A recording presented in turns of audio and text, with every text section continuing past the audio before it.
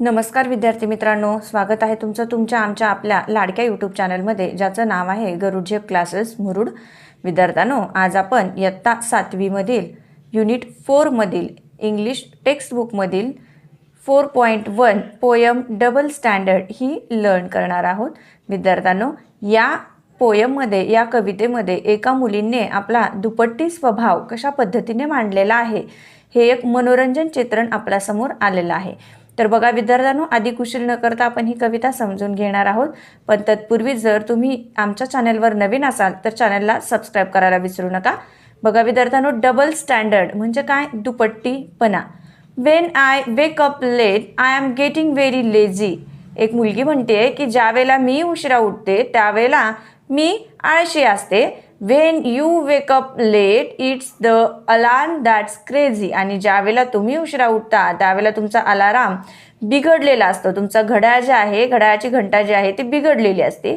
Wien I say no to something I am being stubborn. When you say no to something you are being firm. ज्यावेळेला मी काय एखाद्या गोष्टीसाठी नाही म्हणते त्यावेळेला मी हट्टी असते, स्टबर्न असते. स्टबर्न म्हणजे हट्टी. आणि ज्या वेळेला तुम्ही एखाद्या गोष्टीसाठी नाही म्हणता त्यावेळेला तुम्ही त्या गोष्टीवर ठाम असता. When I raise my voice it's shocking and rude. When you raise your voice you are teaching me to be good. ज्यावेळेला मी माझा आवाज वाढवते, चढवते त्यावेळेला मी खूप वेड्यासारखी वागते, वेंद्रासारखी वागते. तुम्हाला आश्चर्य वाटतं, शॉकिंग होतं, तुम्हाला ते रूढ वाटायला लागतं. आणि ज्यावेळेला तुम्ही तुमचा आवाज वाढवता त्यावेळेला तुम्ही मला काहीतरी गुड, चांगल्या सवयी सांगायलेल्या असतात, चांगलं काहीतरी शिकवायलेलं असतात. When I break something I am clumsy or careless. When you break something it's slipped you were helpless.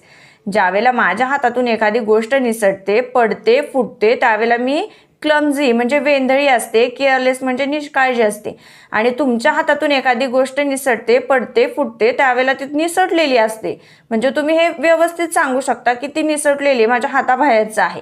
When I do something wrong I am such a terror. Wien you do something wrong it's a forgivable error. वा वा. म्हणजे मी ज्यावेळेला एखादी चूक करते त्यावेळेला माझी ती चूक खूप त्रासदायक असते. आणि ज्यावेळेला तुम्ही एखादी चूक करता त्यावेळेला ती क्षम्य असते. तुम्ही त्याच्यावर क्षमा मागत असता किंवा तुम्हाला ते क्षमा करण्यासारखी ती चूक असते.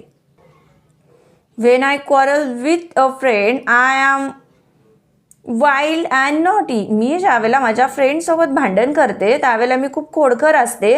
When you quarrel with a neighbours you are only doing your duty.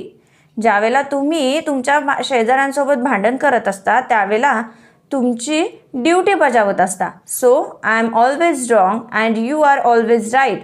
O why do people grow up and spoil child's delight. बरोबर आहे, मी एखादी गोष्ट करते, नेहमी मी त्यामध्ये चुकीची असते, नेहमीच मी चुकीची आणि तुम्ही बरोबर असता. आणि तुम्ही एखादी गोष्ट करता, कशाला वाढलेत हे मोठी लोक? फक्त वाढत राहिलेत कारण यांनी काय केलेलं आहे, छोट्या मुलांचा आनंद जो आहे तो सगळा डिलाईट करून टाकलेला आहे, स्पॉईल करून टाकलेला आहे, बिघडवून टाकलेला आहे. आनंद जो आहे आमचा तो स्पॉईल केलेला आहे, बिघडवलेला आहे, असं ती मुलगी दुपट्टीपणाने आपल्या सगळ्यांना सांगत आहे.